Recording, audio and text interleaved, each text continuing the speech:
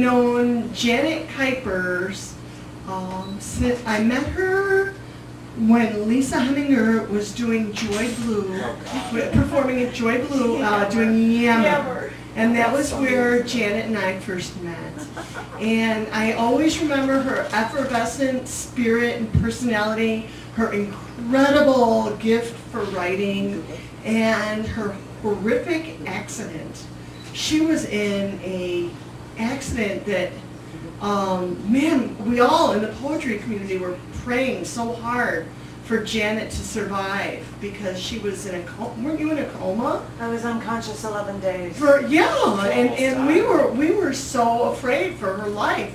So I was praying really hard for Janet. I'm so happy that she's come out of it so well and met the love of her life. And then she and I have been friends, and we performed together over the years. And then I met Francois, and he and I were performing together with my husband, and we did a couple of shows together. And then I introduced him to Janet. We did a show called Foot Fantasia, the Soul of Souls. And Janet did this poem about dancing. Oh yeah, he could dance. And my husband came out and was the dancer at the time.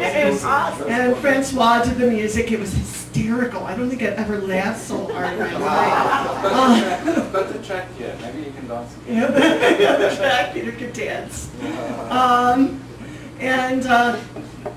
Yeah, Peter's subsequently been pretty sick, and today he refused the EMTs because he so desperately wanted to be here. So, anyway, Janet and Francois have just really hit it off, as I knew that they would. And it's kind of like watching a child grow and starting to walk on their own. So this is their first performance together, and I'm so honored to be able to be the one who's doing this introduction, because I know it's going to be fantastic, and I'm so proud of you both. And I'm so delighted that to have brought you together and to be a part of this. My humble little contribution is this introduction. Francois is from South Africa. I first saw him perform in a 3D, the world's first 3D shadow puppet show. I love puppet shows, so I had to go. And he was providing the soundtrack for it. And then in the middle of it, he goes, "And now I shall dance." And I was like, wow, this guy is amazing. He's such a hoot. I thought, I really want to work with him. He's just, there's something about him. So we spoke afterwards, and then we started a collaboration up, he and I and my husband and Eric Leonardson from the School of the Art Institute.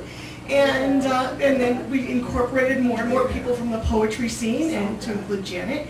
But Francois is such an amazing artist. He has, he fills up huge concert auditoriums. And to be honored with his first performance stateside is just a really big deal. So this may seem humble and it may seem small, but it's actually historic. And you're going to be able to say, I was there. And I knew him when, because this guy is the real deal, Raw Talent Incorporated. And Janet too, what a combination. Fireworks. I predict fireworks. It's going to be amazing. So, without further ado, Janet Kuypers and Francois Le Roux.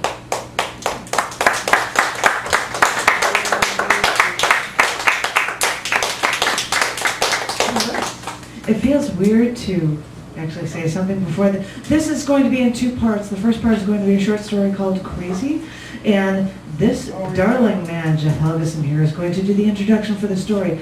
And when you are done, if you will do me the favor and move this microphone to about where you're sitting, and then have a seat, if it's just because people don't need to see an empty mic, because I'm not going to be here. Ladies and gentlemen, this is a short story. Thank you to Jeff Helbeson. This is a short story called Crazy.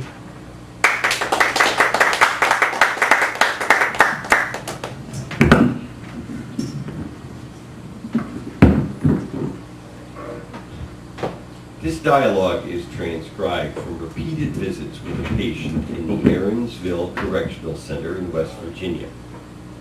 Madeline, A 36-year-old woman was sentenced to life imprisonment after the brutal slaying of her boyfriend during sexual intercourse. According to police reports, Madeline sat with the remains of the man for 3 days after the murder until police arrived on the scene. They found her in the same room as the body, still coated with blood and malnourished. 3 doctors studied her behavior for a total period of 8 months.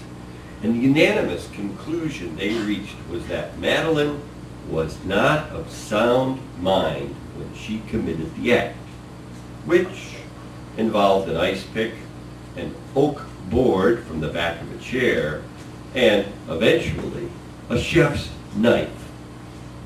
Furthermore, she continued to show signs of both paranoia and delusions of grandeur long after the murder, swaying back and forth between the two, much like manic depression. For 3.5 years, Madeline has stayed at the Aaronsville Correctional Center, and she has shown no signs of behavioral improvement. She stays in a room by herself, usually playing solitaire on her bed. She talks to herself regularly and out loud, usually in a slight southern accent, although not in a very loud voice, according to surveillance videotape. Her family abandoned her after the murder. Occasionally, she requests newspapers to read, but she's usually denied them. She never received visitors until the sessions with myself. The following excerpts are from dialogues I have had with her, although I am tempted to say that they are monologues. She wasn't very interested in speaking with me. Rather, she was more interested in opening herself up to someone for the first time in years, someone who was willing to listen. At times, I began to feel like a surrogate parent.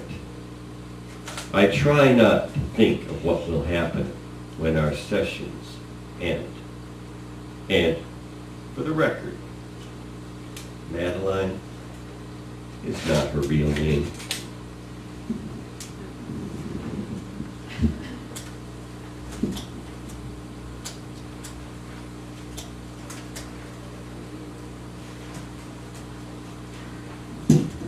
I know they're watching me.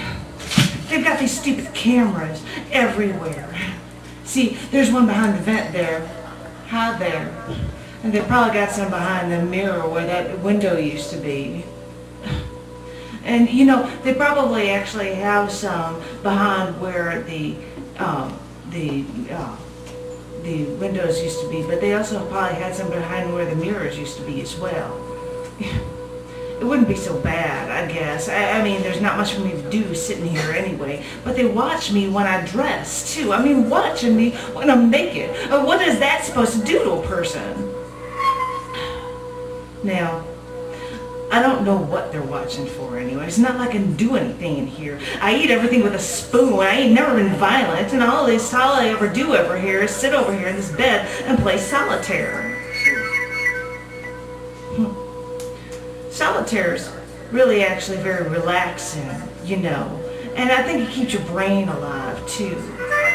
And most people think that you can't win at solitaire, like the chances of winning are like 2% or something, but the thing is, you can win like half of the time. And I think that's a key too, knowing that you can win half the time. I mean, the last 4 rounds I played, I actually won 2 of the rounds. Now, like, I don't say like go praise me or anything because I won 2 rounds of solitaire, but it makes a point that as long as you know what you're doing and you actually think about it, your chances are that you will win. And the odds are better.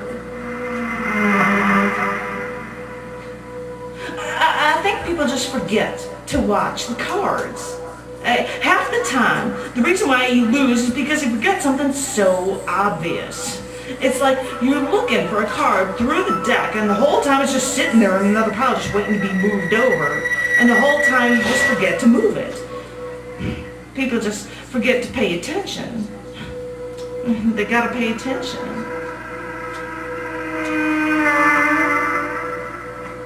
You know, I'd like to see the news. I hate TV, but I'd like to see what other acts other people are doing. Anything like mine? Has anyone else lost it like me? You know, I bet my story wasn't even on the news for like more than 30 seconds. And I bet the news person had this tone in their voice that was just like, oh, that poor crazy thing. Like, that's what you get when you lose it, I guess. But I want to see what's happening in the real world. I just want to see what, you know, the weather is like, even though I ain't never seen the sun in like a year or two. Or to hear sports scores. They won't let me have a TV in this room. I think they think I'm gonna like hotwire or something, like I'm gonna try to electrocute the whole building with a stupid television set. They let me have a lamp in here though, like I can't do anything with that, but no TV. They won't even let me have a newspaper. I mean, what is a person gonna do with a newspaper?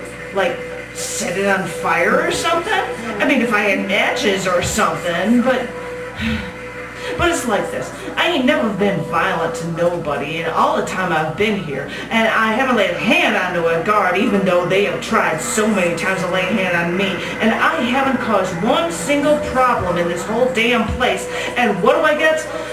I don't even get a TV or a newspaper.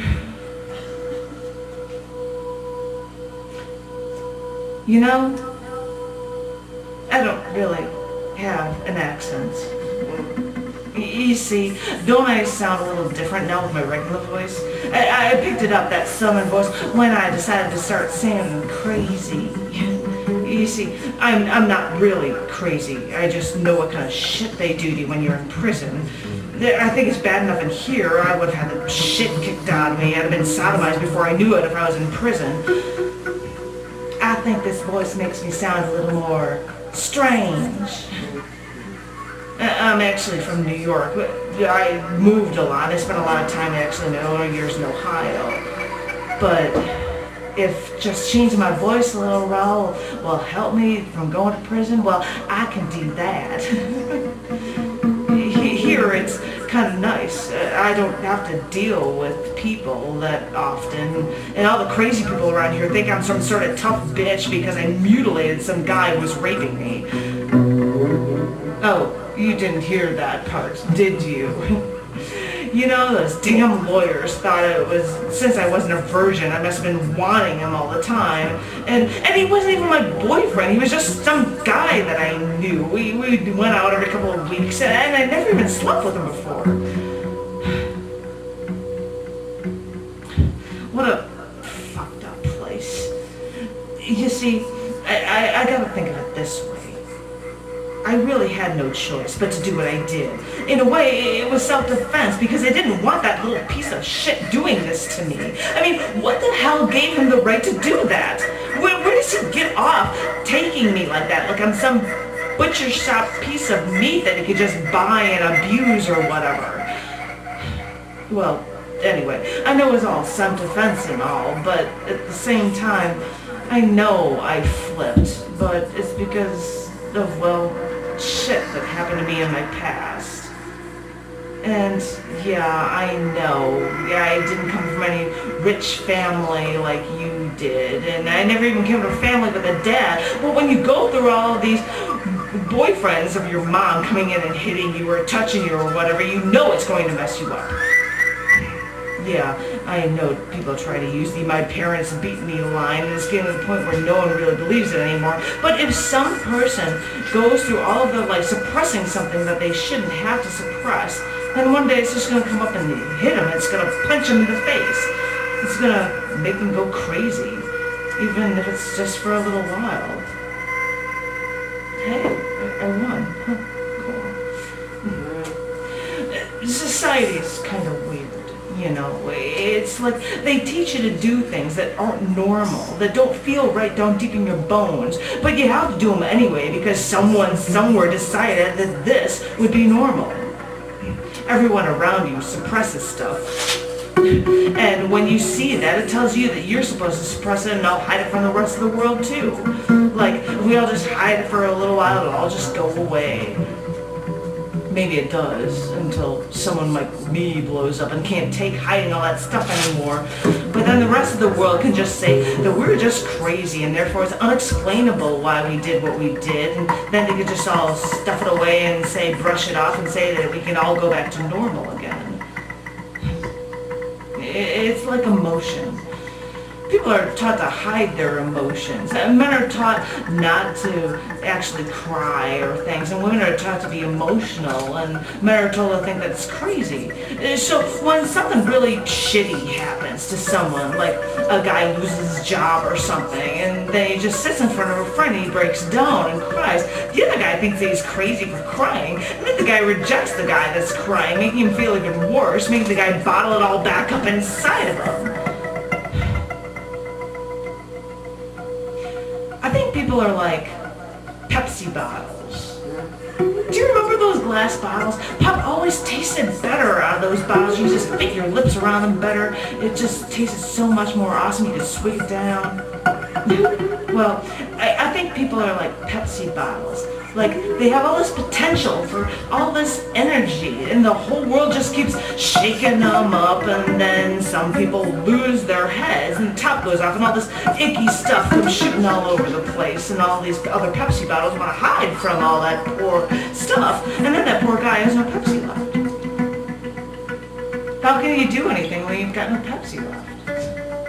But then sometimes you might lose it, but you don't lose all of your Pepsi, but then everyone thinks that you've got no Pepsi left in you, and then people keep thinking that you have nothing left, and they treat you like you shouldn't be allowed to, you know, tie your own shoelaces, and they think that they should watch you while you're getting undressed. Can anyone turn those cameras off? Actually, wait, I heard a story in here recently, a while ago, sometime ago, this guy named Tony. He was this guy that was in here for murder. And he was here, and he went crazy, and he cut off his own scrotum. Now, I don't know how a man survives something like that, but I guess he did, because he was in here, and from what I hear, he was afterward, without any balls, using the payphone that was at the front and calling 1-800 numbers to prank whoever was on the other line. Now, I guess he kept calling these two women, and they just couldn't take it anymore, so I guess they traced the call or something. And they got the number for this hospital, and they talked to his doctor. I think he told them that Tony cut his balls off. Now, I thought doctor-patient records were private, but I suppose that doesn't matter because we're just crazy prisoners. Killers don't matter or anything. But he told these girls that Tony cut his balls off. So, anyway, after a while, this guy, Tony, calls them back and starts talking dirty to them, not knowing that they knew he was a murderer with no balls. And they just laughed and made fun of him and told him that they knew, and he just hung up in the phone and he never actually called them back. A true story, I swear to God. I mean, can you imagine him wondering how they knew? Or were they just making this stuff up as a joke? Or...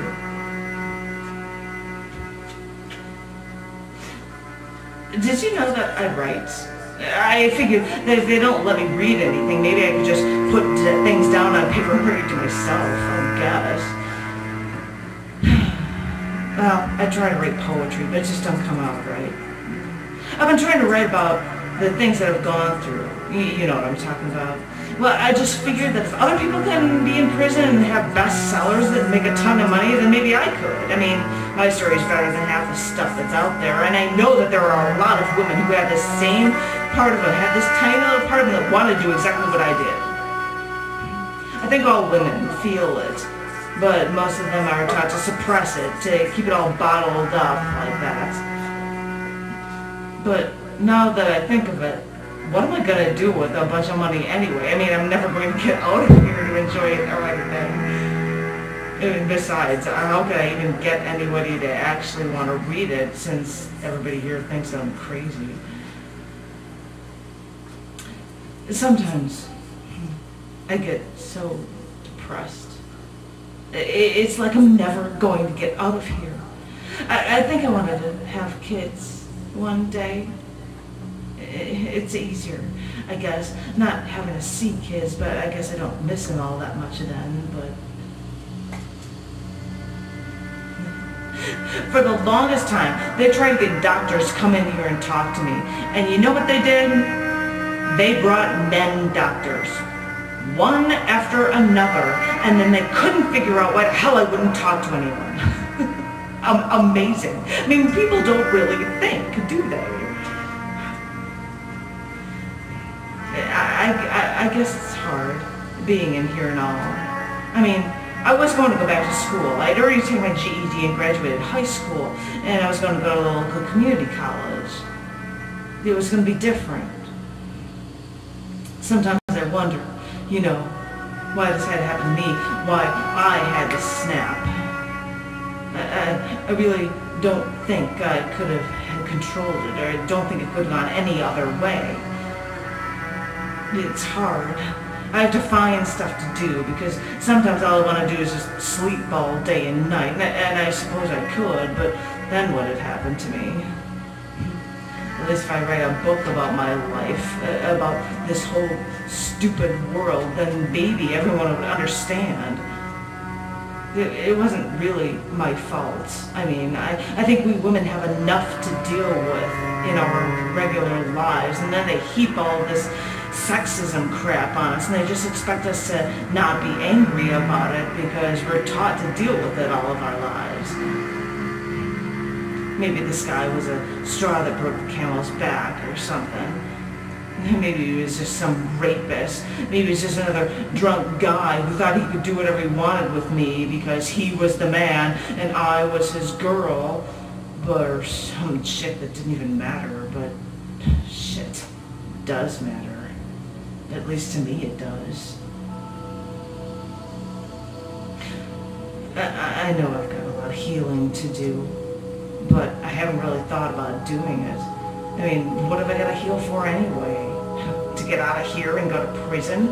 Then I'll just get abused by guards over there and have to watch my back every second of the day. At least here people watch my back for me. They think everything and anything in the world could harm me, even myself. So they'll do everything to protect me so much, though so overprotective that nothing can go wrong. Unless it goes wrong in my own mind.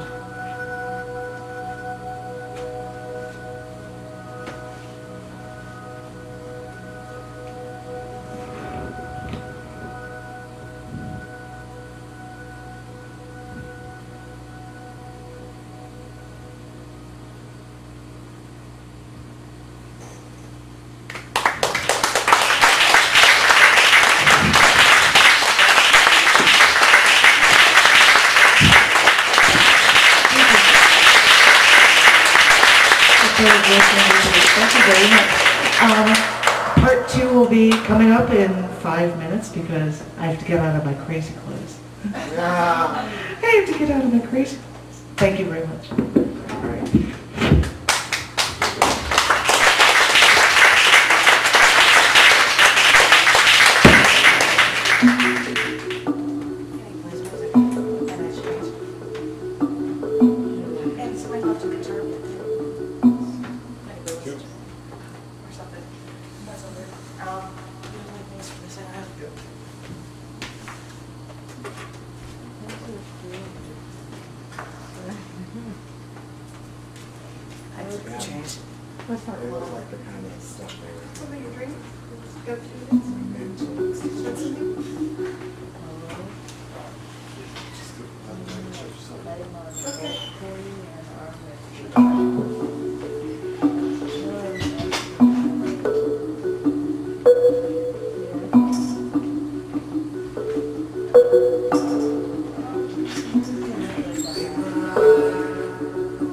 Before I change, I should thank Jeff again. Thank you. Thank you.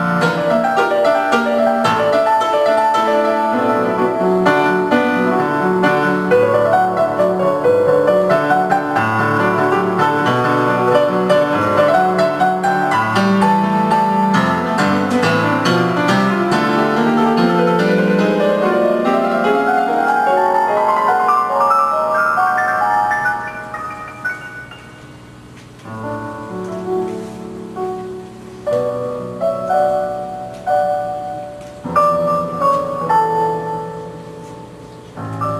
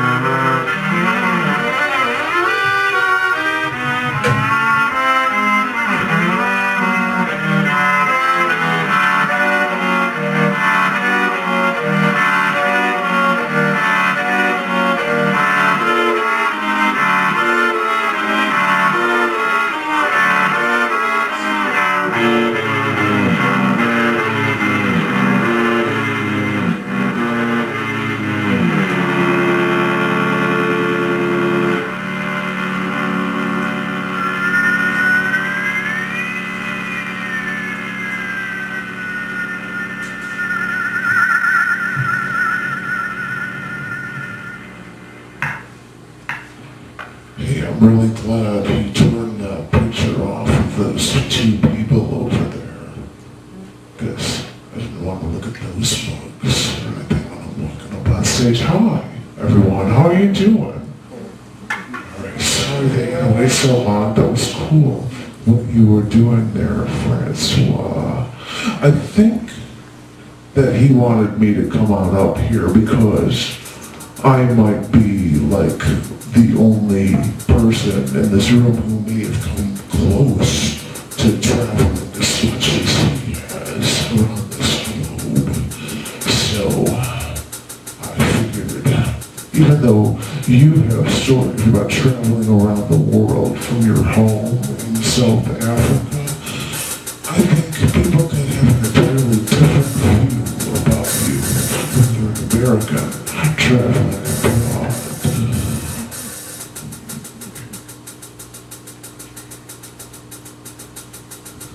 People can think that Americans are cocky and arrogant because we've been a world leader for so long.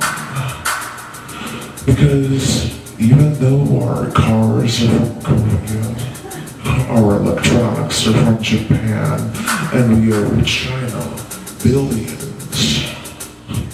Better beers are from Germany, better wines and champagnes from France.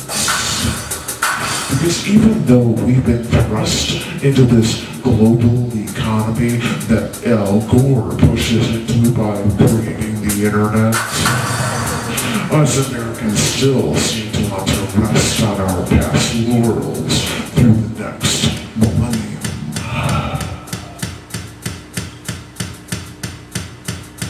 Once, I stopped for a beer at a dive in Munich. Oh, sorry, Munich. Where the female bartender tended bar for 3 old German men and one very out of place American. Barely knowing German, I figured I could sit there, say a beer name on tap, pay in euros, and leave it at that. But at one point, after the jukebox in the far corner that I never even noticed started playing some new American-sounding pop song, one of the old German men turned to me and started yelling at me in German. Holding my Franziskaner draft, my eyes turned to saucers. I was unable to say a word to this old German man yelling at me in language I could not decipher. That's when the bartender yelled back at the old man in German, then English. They didn't play that song, I did. So I smiled at the bartender and finished my beer, realizing that us Americans can still get into trouble without saying a word.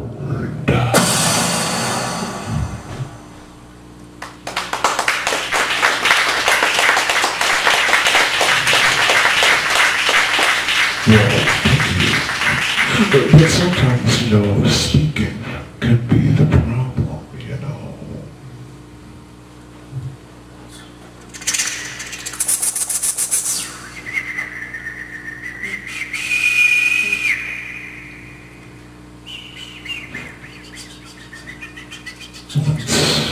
When I was in Bad Gastein, where the Alps in Austria gave every street in town a 60-degree incline, I signed up for a bus tour to go to the Radon Cave in a nearby mining mountain.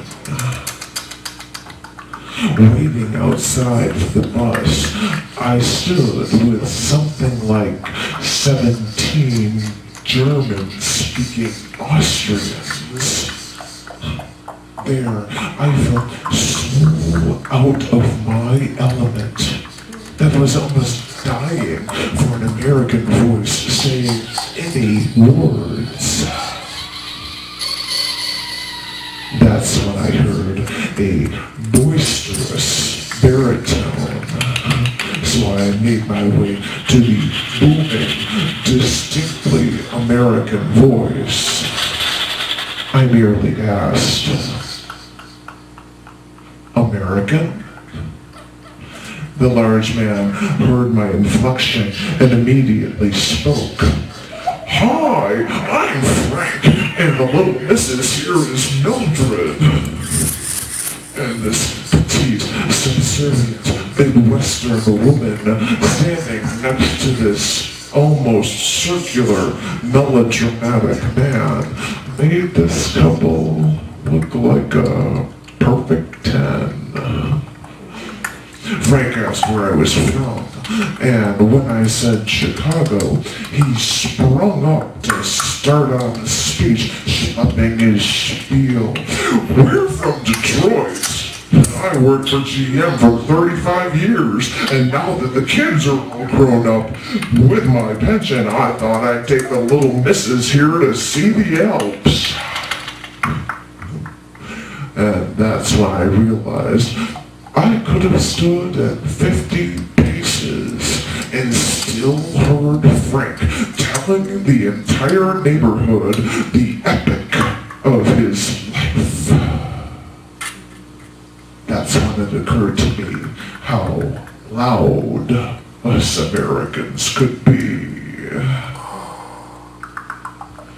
Because when first traveling through Europe after the War on Terror began, the United States government and airlines wanted to inform Americans traveling abroad that if they were concerned about being a conspicuous target and looking too American, they offered these simple guidelines. Don't wear a university sweatshirt.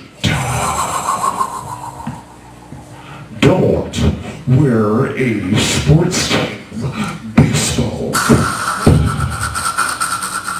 Don't chew gum.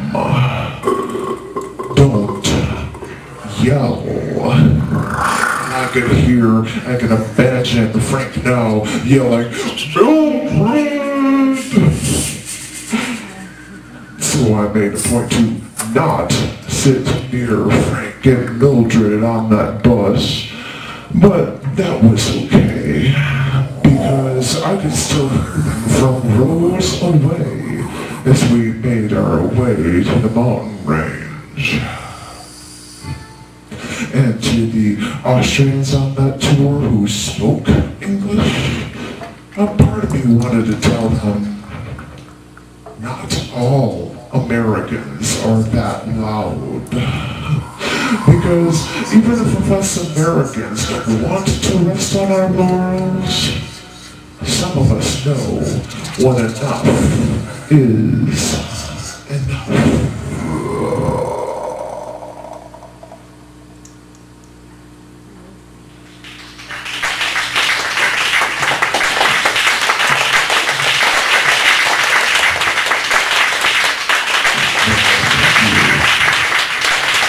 You know, one of this persuasion I might like his heavy breathing.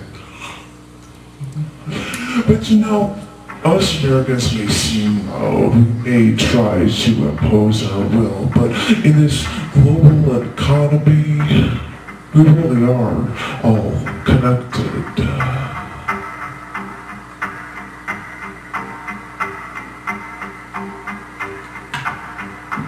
After walking through the Forbidden City in Beijing, China, where all palace doorways had gold-colored risers blocking people's way into rooms 4 inches to 8 foot tall, because the higher your level of authority or royalty status in the kingdom, the higher the bar people had to step over.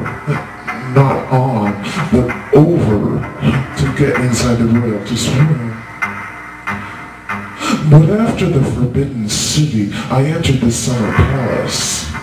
An old German man, an old Chinese man. See, I was talking about Germany before. I've gone so many places. An old Chinese man walked up to me with what I think was his granddaughter, walking 1 foot behind.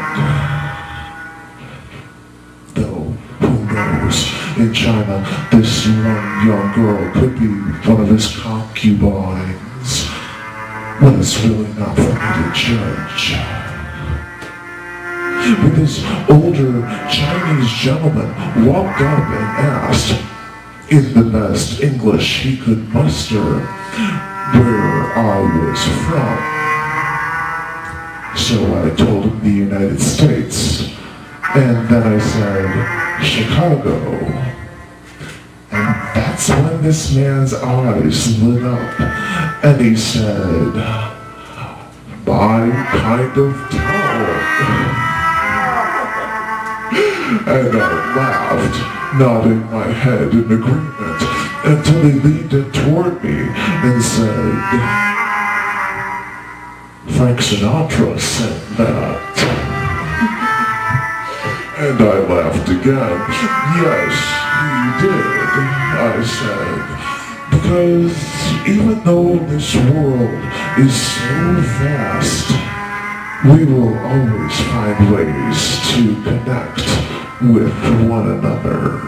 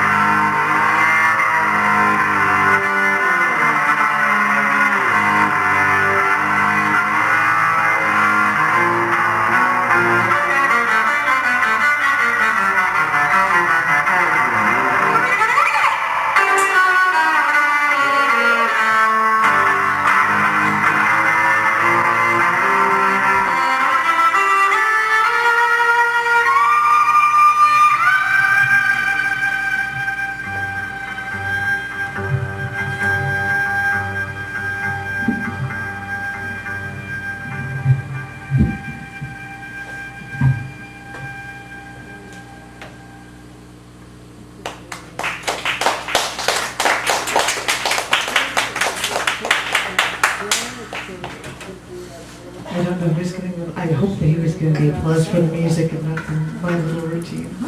Hi. They had to make me change microphones and everything. I don't know what I'm supposed to do after my doppelganger apparently talks about travel.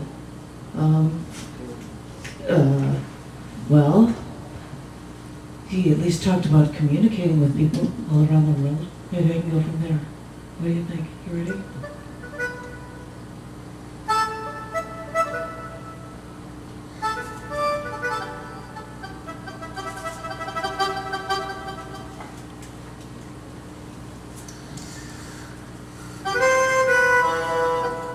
Now that we have the information superhighway, we can throw out into the open our screams, our cries for help so much faster than we could before. But what if we don't want to communicate or forget how? Too busy leaving voicemails, messages, emails, pager numbers, forgetting to call back. What if we forget how to communicate?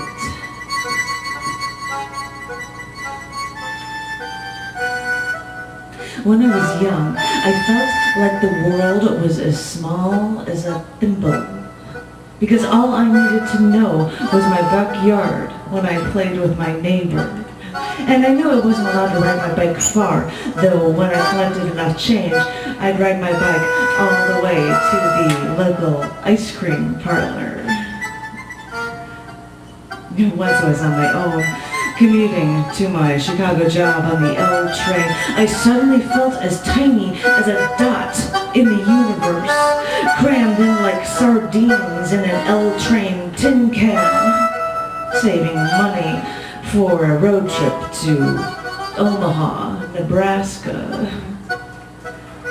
The idea of buying a brie sandwich to eat at a street-side table in Paris, or skipping the nesting dolls for a Balalika in Russia, or photographing a finch in flight at the Galapagos Islands, those dreams seriously seem a solar system away.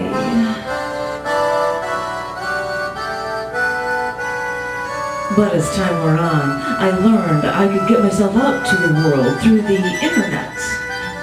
Now, being a magazine editor,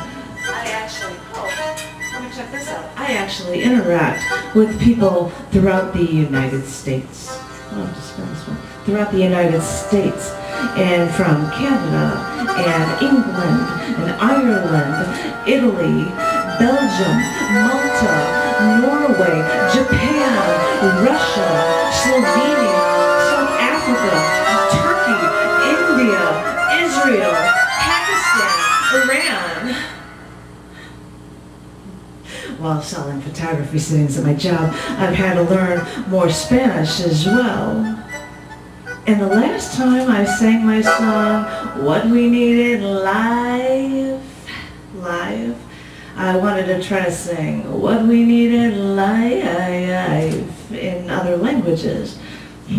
G, translated into Espanol. Where is he?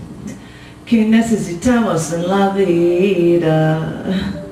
Nate translated it into German. Was wird das Leben brachen?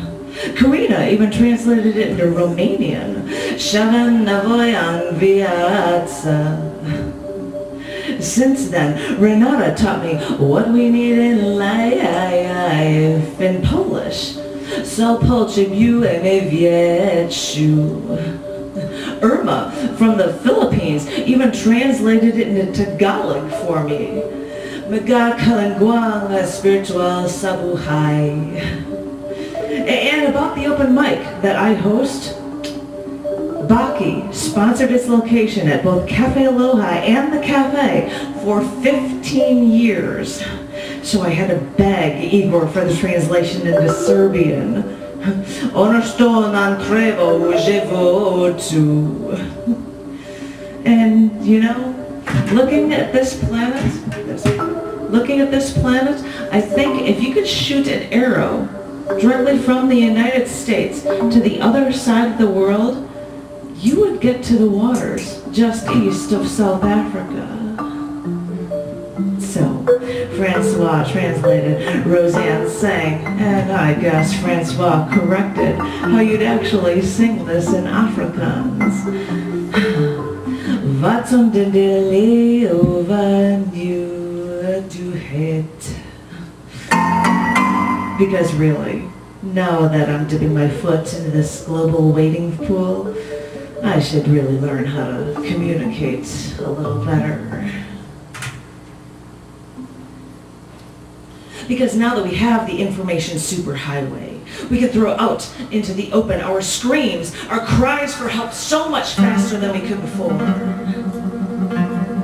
Our plays become computer blips, tiny bits of energy traveling through razor-thin wires, traveling through space, to be left for someone to decipher when they find the time. Over the years, I traveled around the country, an instant message from my laptop when I was at Denver's Netherworld Cafe, or Hotel Monteleone in New Orleans, or C-Ro's Penny Dreadful House in Nashville, or the National Poetry Slam in Albuquerque. And I have a cell phone that I use only occasionally to call people. And that phone has a camera, but I don't bother to use it. I mean, that's what I have a camera for. And with cell phones that are cameras that can upload your pictures to Facebook, all I can think is that it has to be insanely confusing to teach a small child about the realities of the world in this modern age. Because when the cell phone rings and Mommy answers it and then says to little Susie, "It's Grandma. Say hello to Grandma." Does little Susie think that this inanimate object gave birth to her mother? and little Susie might figure it out. And she might figure out what a phone is, but she still has to come to grips with some phones also being like office computers, or being like a camera, you know, like the kind that her grandfather uses at all the family get-togethers.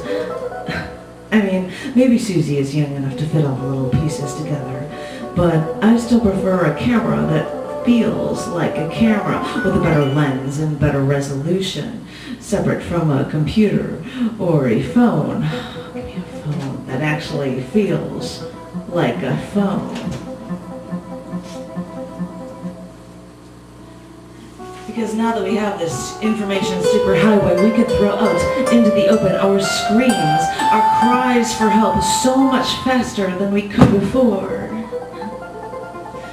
And people want to instant message. People buy their name as a domain name. People text each other to communicate with each other. People get email accounts. People set up web pages. And you know, I've got a cell phone, and I've got a landline, but that phone isn't ringing off the hook. It's like I've gone fishing, sat on a boat at a lake, put out the bait, and no one's biting. I wanted to get in touch with an old friend of mine from high school, Vince, but the last I had heard, he was at Marquette University. Well, that was years ago. He could be anywhere. I talked to a friend or two that knew him, but they lost touch with him too. So I searched on the internet to see if his name was on a website or if he had an email address. As far as I knew, he didn't. So I figured I wouldn't get a hold of him. And all this time, I knew that his parents probably lived in the same house they always did. I could just look up the parents' phone number in a phone book, call them up and say, "Hi, I'm an old high school friend of Vince's." But I never did. And then I realized why. You see, I could search the internet for hours and no one would know that I was looking for someone. But now, with a single phone call, I'd make it known to his entire family that I wanted to see him enough to call after all these years. I didn't want them to know that, so I never called. Because now that we have the information superhighway, we can throw out into the open our screams, our cries for help, so much faster than we could before. But then the question begs itself, who is there to listen?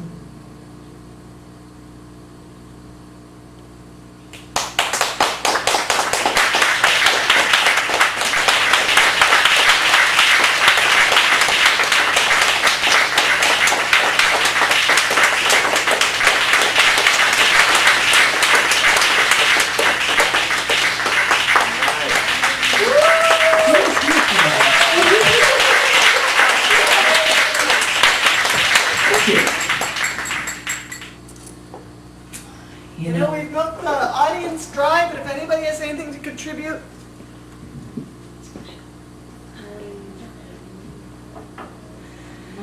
You know, when you don't have a car, dating someone in the next state seems like a universe away.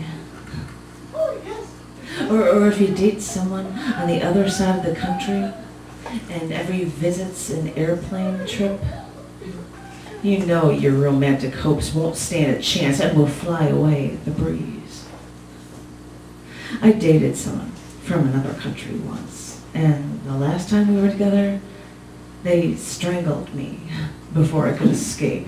So don't tell me for a second that long-distance relationships are always wonderfully romantic. Only rarely do you find that special someone. Only that is when no distance is too great and you travel around the world for love. When you find that special someone, that is when you can communicate beyond the information superhighway. And everything else falls away.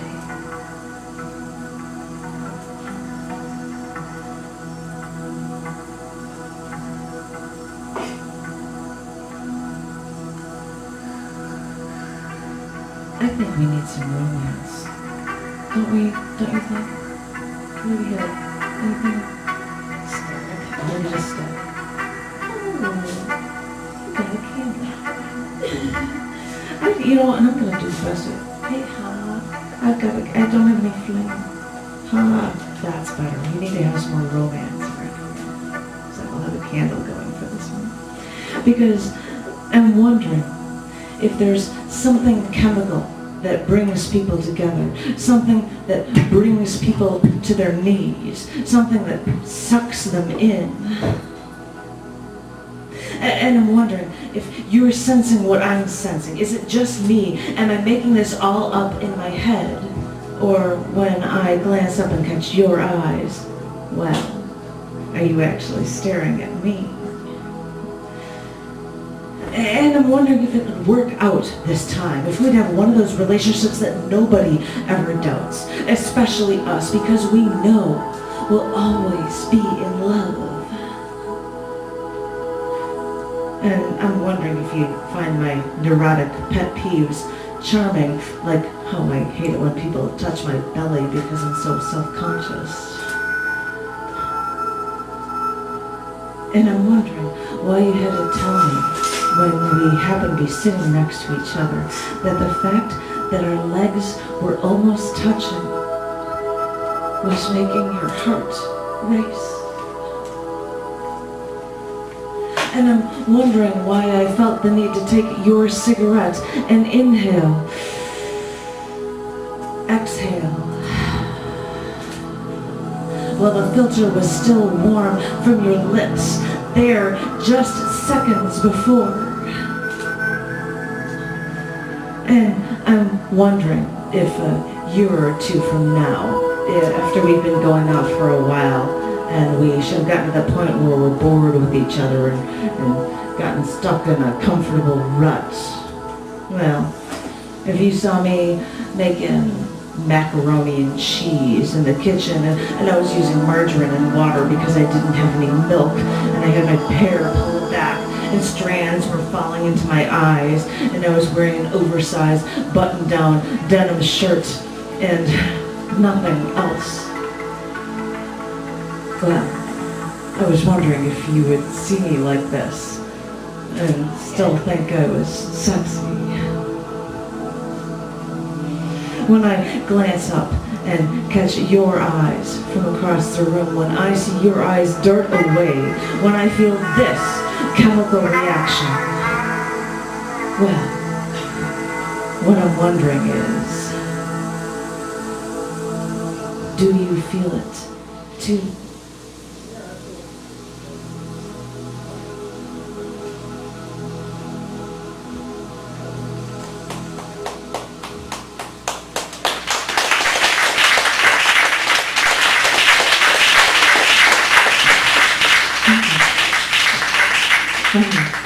Skipping and changing. You up for a little more of that? Is everyone up for a little more?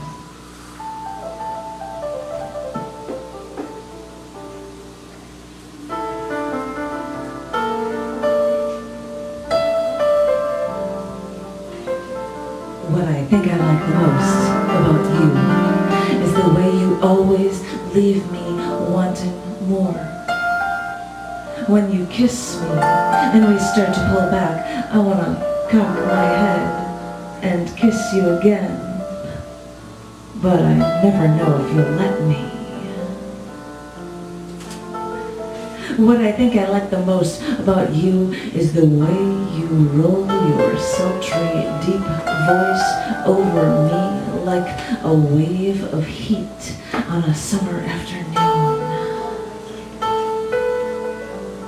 You use a pause to tease me with your words until sweat dances down my hairline and tickles my neck.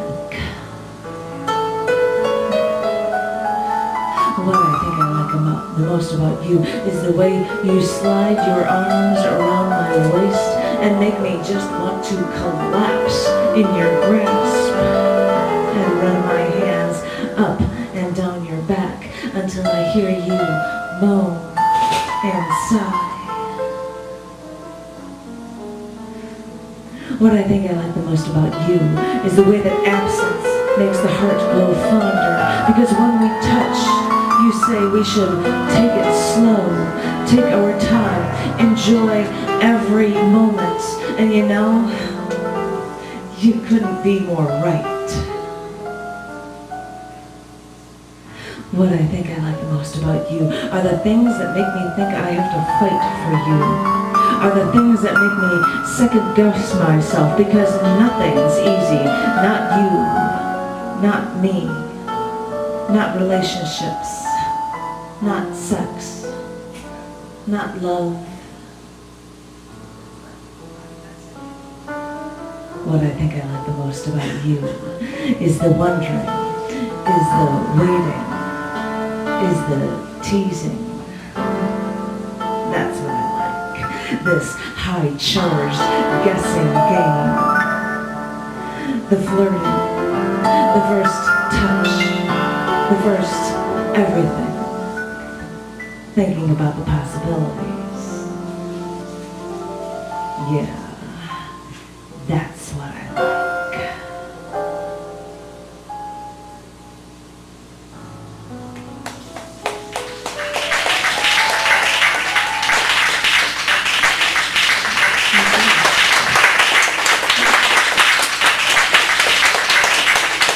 Do you guys still want the romantic candle, or should I blow it out? It's your call. Out you go. Out you go. There we go. Get the little steam. Thank you very much.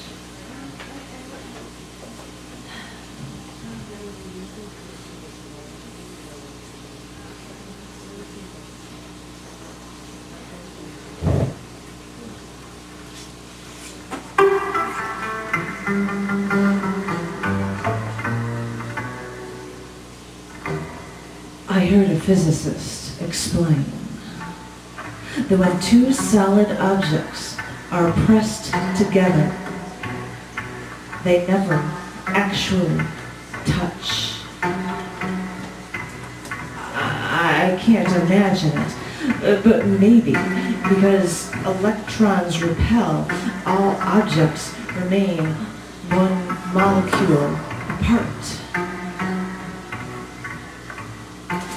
I wonder if this is why when I see you and when we embrace, I want to hold you tighter and tighter. Because I want to defy the laws of physics and feel that contact with you as long as I possibly can. Is this why when we embrace, I want my face at your neck so that I inhale you deeply, I breathe you in, because I want to experience you with all my senses. I want our molecules to intermingle. I want us to actually touch.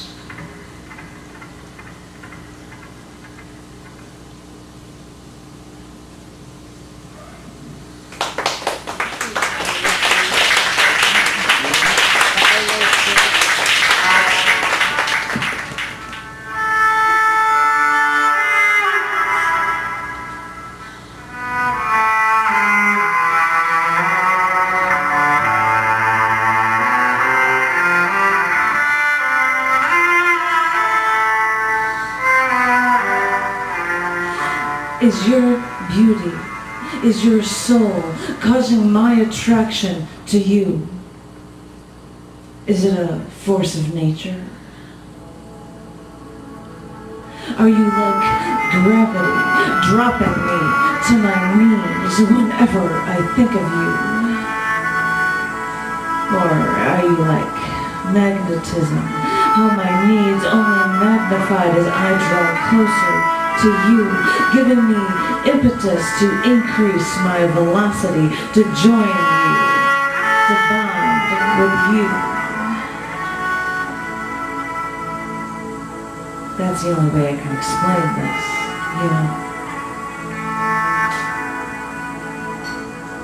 I know your momentum.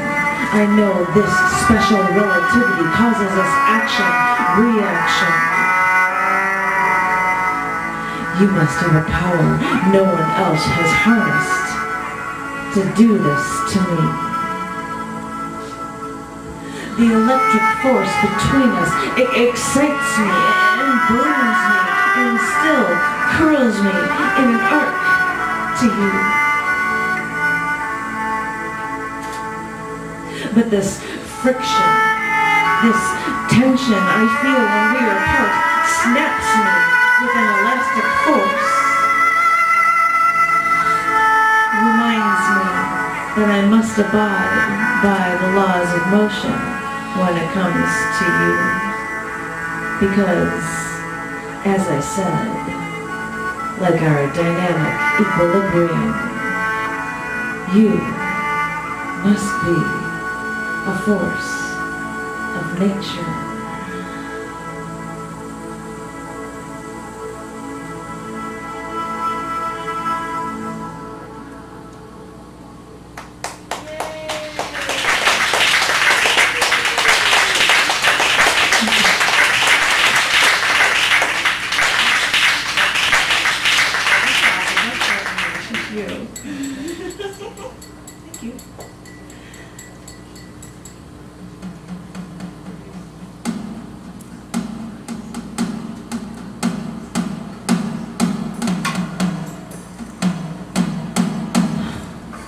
This game we play.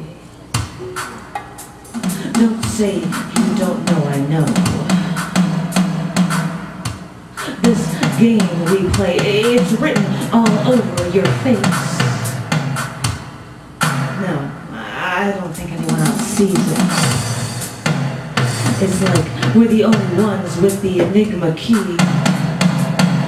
Just you and me. But I don't think you're playing fair.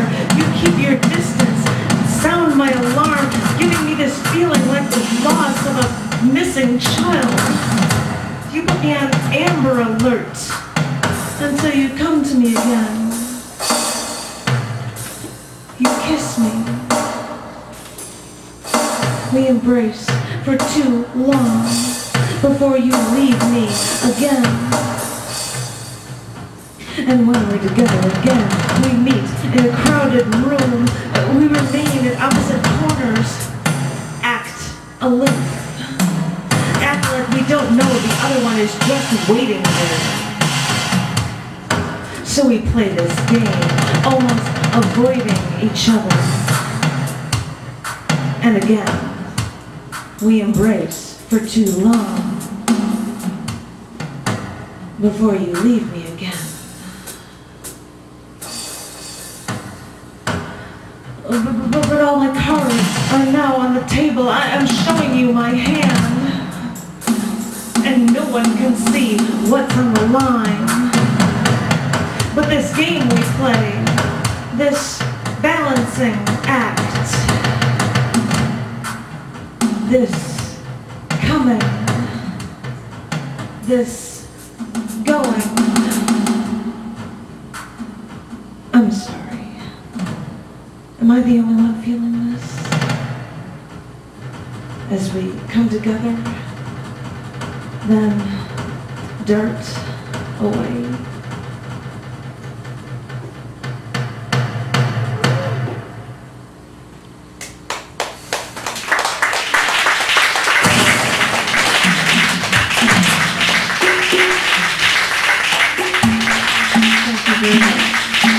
I don't know if there are any other pieces you would like to do my love, or...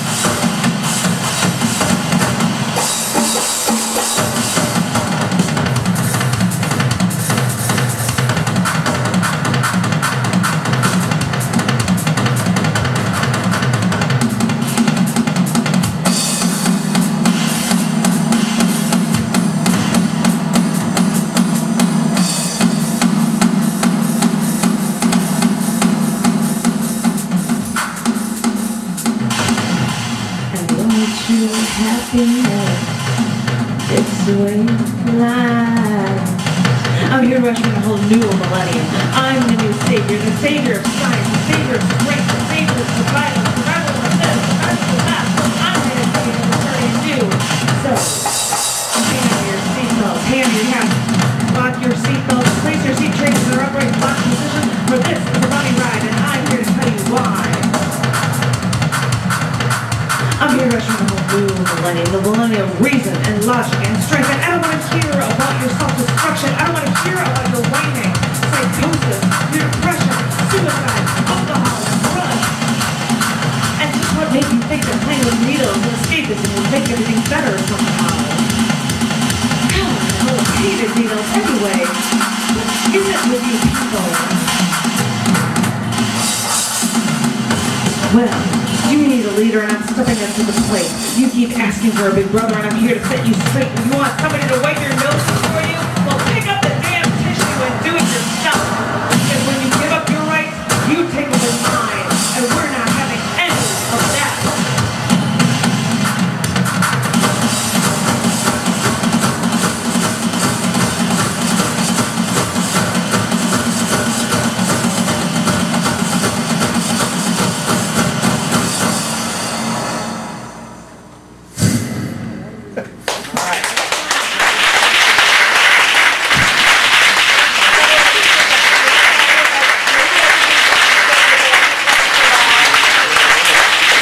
ladies and gentlemen, please give up that.